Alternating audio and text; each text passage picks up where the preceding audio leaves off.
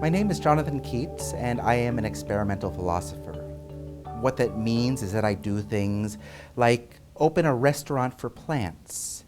I sell real estate in the extra dimensions of space. I choreograph ballets for honeybees. I build systems by which you can become married by a law of nature using quantum mechanics. I even attempt to genetically engineer God. All of these are rather absurd on the surface and may not seem especially practical in your everyday life. However, I think that there are some basic lessons that can be extracted from them that, at least for me, are highly useful even when I am not pursuing experimental philosophy, even when I am simply trying to get by in the world.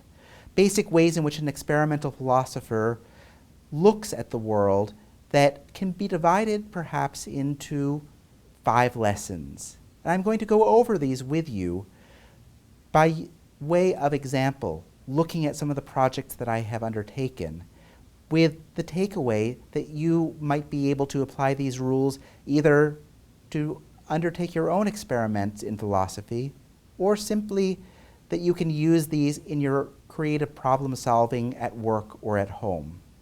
The lessons can be very briefly summarized as follows.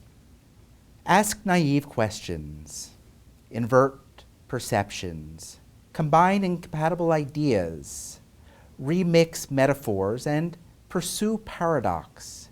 By no means are these comprehensive, and they're rather glib, yet I think that if you take these as a point of departure, as I sometimes do, you'll find that you get outside of yourself in terms of your routines, your education, and your common sense.